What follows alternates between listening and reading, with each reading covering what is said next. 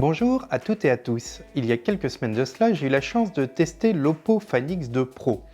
Un téléphone qui, comme le disait mon ami Teddy, regroupe à peu près tous les superlatifs. Très bon appareil photo, la 5G, la charge ultra rapide, une batterie qui tient super bien la route, un magnifique écran, bref, un téléphone vraiment haut de gamme. Mais bien évidemment, tout ça a un prix et il est élevé. C'est pour ça que j'étais très curieux de pouvoir tester l'Oppo Find X2 Neo, son petit frère, qui a de nombreuses qualités pour un prix vraiment plus doux, quasiment 2 fois moins cher. Bonjour à tous, c'est Julien de Rester Connecté.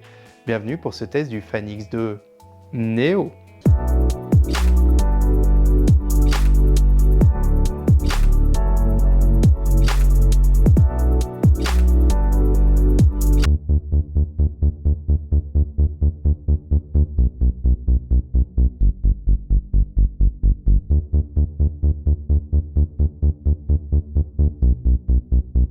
J'étais vraiment curieux de pouvoir tester ce Neo. Non pas que j'avais envie d'entrer dans la matrice, mais plutôt qu'il avait quelques spécificités particulières qui m'intéressaient beaucoup. J'ai adoré le Pro, mais je le trouve très encombrant, un poil trop gros et un poil trop lourd. Or, ce Neo, il a revu son poids à la baisse. Il n'est plus qu'à 171 grammes, ce qui est vraiment très léger pour un téléphone de cette taille. Et sa taille est légèrement moindre et il est moins épais. Alors, ça n'a l'air de rien comme ça, mais à l'arrivée, ça fait que, il tient dans ma poche beaucoup plus facilement. Et ça, au quotidien, c'est quand même très agréable quand on se promène avec un téléphone. Alors, le téléphone est très beau, il existe en deux coloris, un noir et un bleu. Il fait très quali, le dos est très agréable au toucher, la face avant est recouverte entièrement de l'écran, mis à part ce petit poinçon pour la caméra frontale. Il n'y a pas grand-chose à critiquer au niveau du design, mais ça manque clairement d'innovation. Mais derrière ce design classique, le Neo cache de nombreux atouts. On retrouvera donc une batterie d'appareil photo, un chargeur rapide, alors pas aussi rapide que sur le Pro, mais quand même une supercharge rapide, une batterie d'ailleurs plus élevée que sur son grand frère. On retrouve, tout comme sur le Pro, un écran qui prend toute la façade d'excellente qualité. Alors concession faite, on est sur du 90 Hz et pas sur du 120 Hz. Au quotidien, honnêtement, on ne peut pas dire qu'on ressente une énorme différence. Le point plus gênant sur l'écran, c'est que le nombre de réglages offerts est revu à la baisse par rapport à son grand frère. C'est un peu dommage et c'est pas vraiment justifié. Pour autant, l'écran est d'excellente, mais alors vraiment d'excellente qualité. On retrouve le plaisir des écrans OLED sur les téléphones, le contraste est sublime et vraiment, vous prendrez un plaisir fou à regarder des vidéos dessus, d'autant plus que la surface d'écran étant immense, c'est vraiment un régal. Autre qualité, comme je le disais dès le début, son poids et sa taille, ça n'a l'air de rien, mais pour moi c'est important au quotidien. J'ai des petites mains et c'est plus agréable d'avoir quelque chose de fin et de léger. C'est vraiment le reproche que j'avais mis sur le Pro. Et là, du coup, ce reproche il disparaît. Tout comme son grand frère, on retrouve l'interface ColorOS. Alors, moi, j'ai pas grand-chose à critiquer sur cette interface. Je trouve qu'elle se bonifie avec le temps. Elle est très agréable, elle n'est pas intrusive. Elle a un nombre d'options incroyables. À aller faire un tour dans les paramètres. Alors, les paramètres sont mal foutus, je trouve. On s'y perd un peu pour trouver les réglages. Certains réglages sont dans le son, puis finalement dans paramètres simplifiés. Enfin, c'est pas hyper clair au niveau des réglages, mais par contre, c'est très complet. On retrouve aussi, tout comme son grand frère, une grande qualité sonore. C'est vraiment agréable d'écouter de la musique dessus. Les doubles haut-parleurs vous offrent quelque chose de plus spatialisé, de vraiment quelque chose qui envahit l'espace. Et c'est vraiment très chouette. Le couple entre le son et la vidéo est très agréable. Et si pour vous, l'une des priorités sur un téléphone portable, c'est justement cet aspect multimédia, cet aspect ludique, alors là, vous serez vraiment servi. D'ailleurs, au niveau du son, sachez que le téléphone est compatible avec tous les standards HD actuels. Donc, si vous passez par un casque, qui évidemment ne se connectera à aucune prise jack puisqu'il n'y en a pas, donc point négatif, sachez que vous pourrez lire tous les types de fichiers audio et les fichiers ARS. Du coup, vous utiliserez le sans fil ou un adaptateur pour l'USB-C, adaptateur qui n'est pas non plus fourni dans la boîte. Mais il y a quand même quelques points négatifs non négligeables et qui m'attristent un petit peu parce que ça c'est des choses qui existaient sur le Find X de base. Ils avaient mis l'adaptateur dans la boîte et là sur le Pro, sur le Neo, ça a disparu. C'est quand même un peu dommage au pot, là c'est un peu... on fait un petit peu les économies de bout de chandelle. Allez, on passe aux performances. Et là, du point de vue des performances, évidemment, il y a un downgrade par rapport à son grand frère, le X2 Pro. Alors, pour rappel, le X2 Pro tourne sur le Snapdragon 865, donc le dernier sorti, vraiment ce qui se fait de plus performant. Le Neo, quant à lui, a fait le choix du 765G. Alors, bien évidemment, ce processeur, qui est un processeur milieu de gamme, est moins puissant, mais le petit G n'est pas là pour faire joli. Au contraire, il veut dire gaming. Et du coup, pour ceux qui jouent sur leur téléphone portable, eh bien, sachez que ce processeur est optimisé pour ça. Alors, comme vous le savez, je ne suis pas un gros joueur sur téléphonie, donc je laisserai les plus connaisseurs donner leur retour. Moi, par contre, au quotidien, j'ai constaté que je n'avais aucun souci avec ce téléphone. La fluidité est optimale. Vraiment, quand je me promène dans les menus, quand je passe d'une application à une autre, quand je lance, quand je quitte, je n'ai vraiment aucun souci. C'est hyper fluide. Je n'ai pas ressenti une énorme différence avec son grand frère. Alors, ce genre de différence, on le sent plus sur le long terme et évidemment, là, je ne l'ai que pendant 15 jours et c'était pareil pour le Pro. Donc, c'est difficile de vraiment savoir à long terme ce que ça donne. Mais en tout cas, là, moi, je n'ai constaté aucun souci. Le téléphone est hyper réactif, il réagit super bien. C'est vraiment un régal de se promener dessus. Là, c'est vraiment minime les différences avec les hauts de gamme. En revanche, il y a une différence que je n'ai pas trouvée minime, c'est au niveau de l'appareil photo. Là, je dois reconnaître que c'est un peu la déception sur ce Neo. Alors, pour rappel, le Pro est vraiment excellent au niveau de la photo. Mais c'est un véritable régal de l'utiliser. Même en zoom, on a relativement peu de bruit. Le mode nuit est hyper efficace et vraiment, mais c'est un régal d'utiliser l'appareil photo du Pro. J'en espérais à peu près autant du Neo. Je pensais qu'on avait juste sacrifié sur certaines options de zoom, mais que je retrouverais à peu près le même rendu. Et non, c'est là où je suis un peu déçu.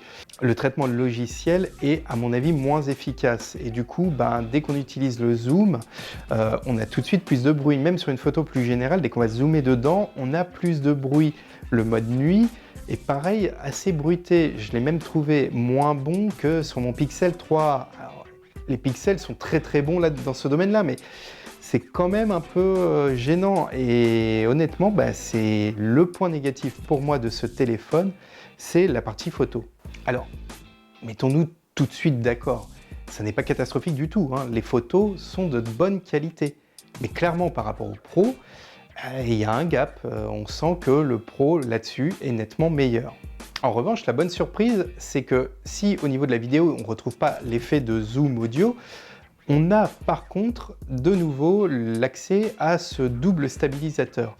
Et là, tout comme son grand frère, c'est génial. C'est vraiment un régal. Plus besoin d'utiliser un appareil. Le téléphone se suffit à lui-même. J'étais bluffé. J'étais encore une fois me balader avec et vraiment, on a une stabilité, mais d'une performance incroyable. C'est vraiment un point très positif. Si vous êtes plus vidéo qu'audio, je pense que là-dessus, vous vous retrouverez dans ce téléphone. Autre point important, bien évidemment, l'autonomie. Alors, comme je l'ai dit au début, sa batterie est légèrement plus grosse que sur le Pro, mais en contrepartie, sa charge est moins rapide. Ça reste de la charge rapide, hein. Donc du coup, en 1 heure, c'est réglé, vous passez jusqu'à 100%. Il n'y a pas de souci, ça marche vraiment bien, c'est vraiment très rapide, aucun souci pour la charge. Mais la batterie est excellente. La batterie est vraiment très bonne sur ce téléphone. L'optimisation de la batterie est elle aussi excellente. Et moi qui ai boosté tous les paramètres vidéo à fond, je peux vous assurer que sur une utilisation assez poussée, vous pourrez tenir 2 journées sans souci. Alors si vraiment vous êtes trop gourmand, évidemment ça ne tiendra qu'une journée. Mais alors une journée avec de l'utilisation GPS, des réseaux sociaux, du jeu et de la vidéo, eh bien ça ne pose aucun souci. Vous n'aurez à recharger votre téléphone que le soir. Moi, je suis rentré, j'étais à peu près à 20-25% de batterie sur une journée où je l'avais vraiment beaucoup utilisé. Du coup, que dire sur ce téléphone? Force est de constater que depuis quelques années, la téléphonie mobile a vraiment fait un bond en avant. Les moyens de gamme sont de plus en plus performants, même les bas de gamme sont devenus de très très bons téléphones. Et cela, on peut le constater, puisque aujourd'hui, les constructeurs sont obligés de faire preuve vraiment d'imagination pour justifier les prix exorbitants de leur haut de gamme. Par conséquent, ce Neo se situe pour moi dans la bonne fourchette entre prix et performance. On a un téléphone vraiment performant pour un prix plus contenu. Ah oui, je tiens à rappeler surtout que ce téléphone est 5G. Alors, pour le moment, évidemment, ça n'a que peu d'utilité, mais quand ça va arriver, au moins, vous êtes prêts. Le passage se fait directement. Mais est-ce un argument suffisant en vue de la concurrence actuelle? C'est bien là tout le souci. Le Neo, il est sur une gamme de prix où on va trouver des modèles comme le OnePlus 8 ou d'autres fleurons chez Huawei ou chez Xiaomi. Par conséquent, le Neo doit faire face à une très grosse concurrence. Est-ce qu'une marque comme Oppo qui vient d'arriver réussira à s'imposer sur le marché? C'est là aussi l'autre difficulté. Oppo n'est pas encore très connu et pour certains d'entre vous, il sera peut-être plus facile de se tourner vers une marque qu'ils connaissent mieux et qui est plus établie, même si Oppo, et pour ça je vous ramène à la vidéo que j'ai faite avec Teddy, est une marque qui existe depuis longtemps et qui est très fortement implantée dans le reste du monde. Pour ma part, même si ce téléphone m'a séduit par ses qualités, et surtout parce que je le trouve vraiment très agréable à prendre en main, du fait de son poids contenu et de sa taille légèrement plus réduite, eh bien, je dois bien avouer que malgré tout, si je devais en prendre un aujourd'hui, ce serait le Pro. J'ai trouvé que le Pro avait des qualités vraiment supérieures à tous les autres téléphones du marché actuellement. Le système de prise de son au niveau de la vidéo est exceptionnel, on n'a quasiment pas besoin de micro. La photographie est vraiment de très très bonne qualité. Son écran est sublime. Je trouve que vraiment la notion de haut de gamme est totalement justifiée sur le Pro. Mais pour ceux qui n'ont pas connu le Pro, le Neo reste évidemment, et en vue de son prix, un excellent téléphone. D'autant plus qu'en passant par des offres opérateurs, vous pouvez obtenir des très très bons prix. Je me retrouve vraiment en difficulté pour conclure mon test et pour donner un avis vraiment tranché. Le Neo est un téléphone que j'ai vraiment apprécié, mais j'ai vraiment trouvé le Pro au-dessus. Et le problème, c'est que je l'ai testé avant, donc évidemment, il y a forcément un petit gap vers le bas. Pour ceux qui viennent de téléphones moins performants à la base, je pense que ces problèmes-là, évidemment, ils ne vont pas s'en rendre compte et du coup, ils se retrouveront avec un très bon téléphone. Mais il n'en reste pas moins que sur cette gamme de prix, la concurrence, elle est très très rude. Et certains préféreront peut-être se tourner vers des marques qu'ils connaissent mieux et dont ils ont le plus l'habitude. Et c'est pour ça que je finirai mon test en vous disant deux choses. Si vous en avez la possibilité, tournez-vous plutôt vers le Pro qui, à mon avis, et en plus il a légèrement baissé de prix, est vraiment un téléphone qui devrait vous satisfaire au maximum. Il est incroyablement qualitatif. Pour autant, si vous n'avez pas le budget, le Neo est un excellent compromis et si la 5G vous intéresse, vraiment, vous pouvez penser à vous tourner vers ce téléphone. Si pour vous, l'argument de ne pas prendre le Neo par rapport à une autre marque est lié à la marque, alors là, surtout, ne vous inquiétez pas. Oppo s'implante pour de bon en France, c'est une marque qui va durer, c'est une marque qui est vraiment établie dans le monde, elle ne va pas disparaître du jour au lendemain, il y a un vrai service après-vente qui est là, et au niveau des mises à jour, je peux vous assurer que le suivi est devenu très bon, et j'en ai eu une notamment pendant ces 15 jours d'essai. Nous arrivons donc à la fin de ce test. Je vous remercie de l'avoir suivi. N'hésitez pas à me poser des questions en commentaire. Et puis comme toujours, abonnez-vous, un petit pouce bleu, ça fait toujours plaisir. Allez, très bonne journée à tous et restez connectés.